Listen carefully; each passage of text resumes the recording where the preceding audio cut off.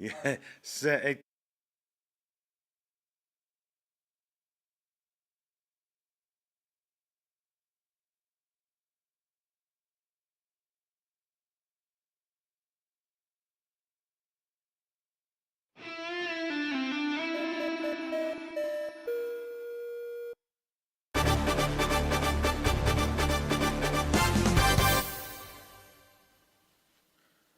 I kind of wonder.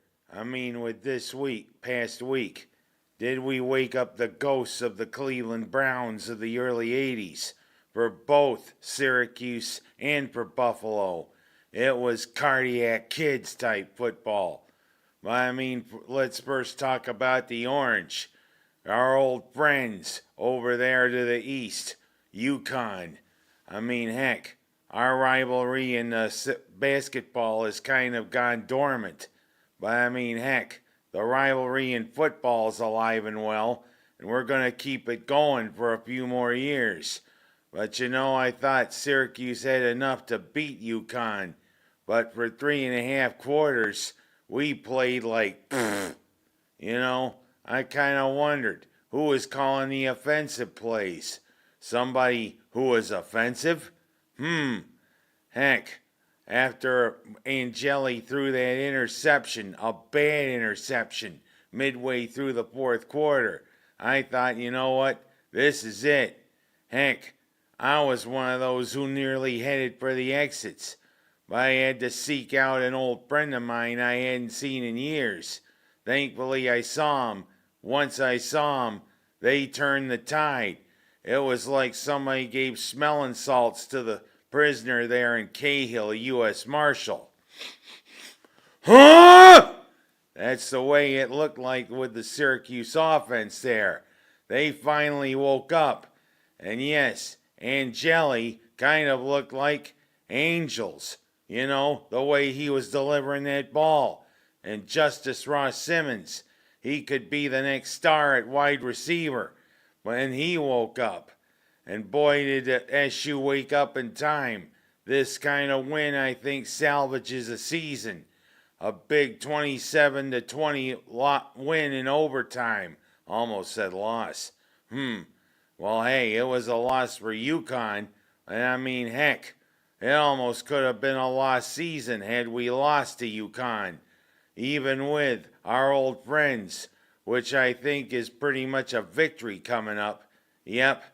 You know what? We got to break out our toothbrushes.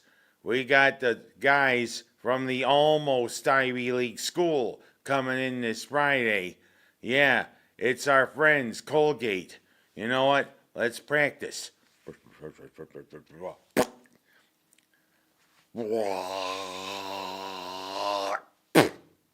That's the way you are after we're through with Colgate. We play Colgate. How come we can't play Cornell? Yeah, we can even up our record maybe against the Big Red, but heck, the Ivy League is 1AA and they're pretty much stayed in the way they do their schedules. I'm going to say that, hey, if we need to schedule any FCS 1AA opponents in the future, maybe the Big Red want to start playing us again. Oh, I don't know. It's wishful thinking. But you know what? It almost would have been wishful thinking had we lost to UConn. Big victory, and they can build on this going forward with that big gauntlet of games dead ahead. I mean, Clemson, Georgia Tech, Pitt, North Carolina, all of them coming up. Well, whatever, it was a big cardiac kid win for the Orange. And speaking of cardiac kids, what about the Buffalo Bills? You know what? I've thought about it through the preseason.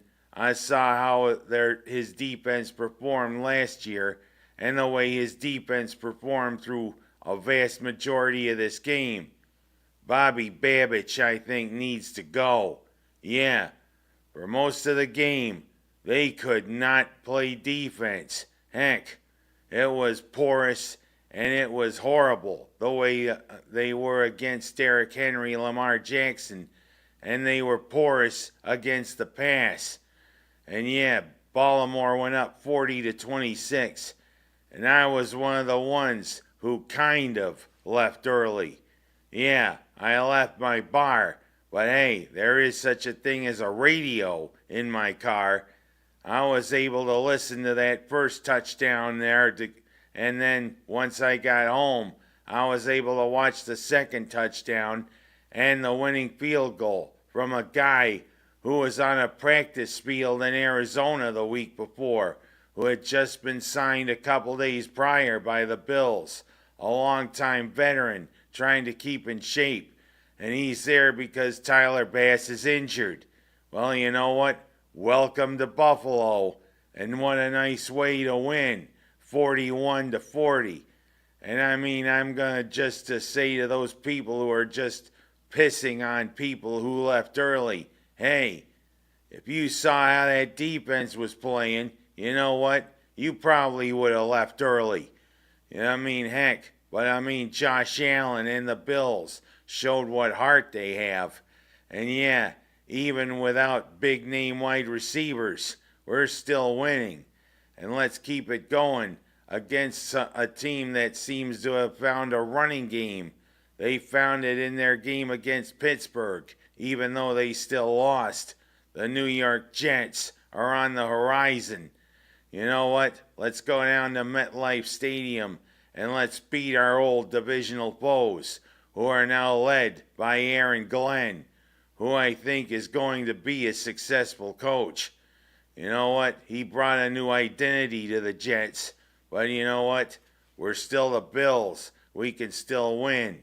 And you know what? There's one thing I'm going to say to Bobby Babich. Can't coach defense. Can't coach defense. Heck, if you coach the way you coached against Baltimore, we're in trouble against the Jets. Well, whatever. There's another cardiac kid win. And how about this? The high schools, well, I mean, this was a week to forget. I mean, giving up 66 points to Penny, Dundee, Waterloo, and giving up 30 points to Marcus Whitman, Bloomfield, Minders. I mean, we got to take a cue. I mean, heck, there's all these combination teams because participation in football has gone down the tubes, especially in Section 5. You know what? It might be time for Minders and Waterloo to combine their squads. Who'd have thunk it? And I mean, I'm thinking it. Yeah, old bitter rivals for so long. You know what? In order to maybe field a competitive team, in order to survive, maybe it's time for the Tigers and the Blue Devils to combine. Look at all these other combination schools.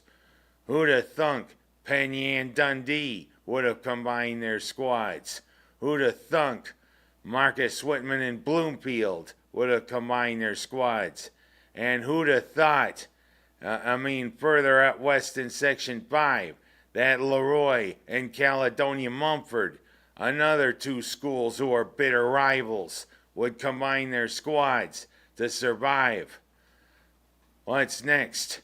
The Geneva, how about this? Geneva, Lions, Clyde, Savannah, Waterloo, Minders, Echtahuzits.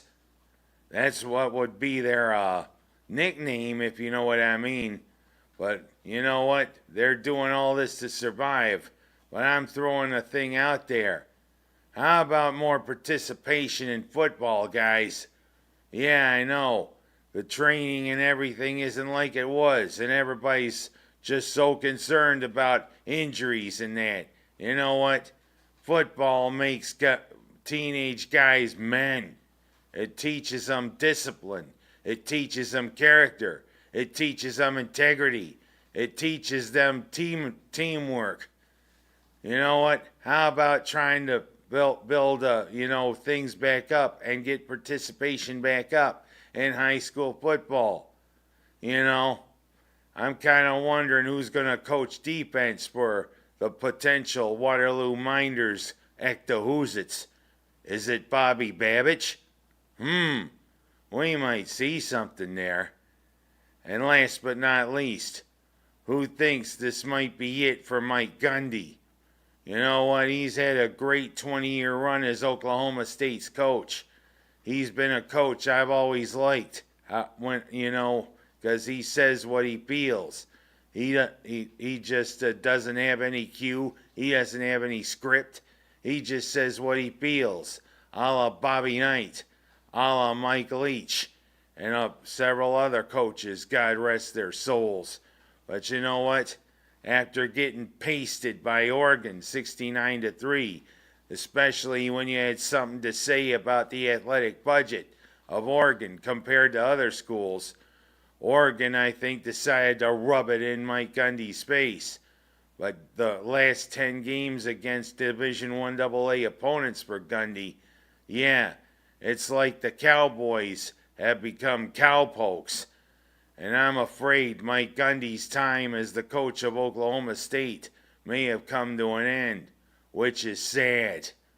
You know what? If it is, I'm sorry, man. I mean, you are, to me, Oklahoma State football. You care so much about that university. You were a quarterback. You've been an assistant coach. You've been head coach for 20 years. Is this it for him? I hate to see it. And you know what? I hate to see this show end this week. But you know what? It's time. I'm Ken Haas, and that's my story, and I'm sticking to it.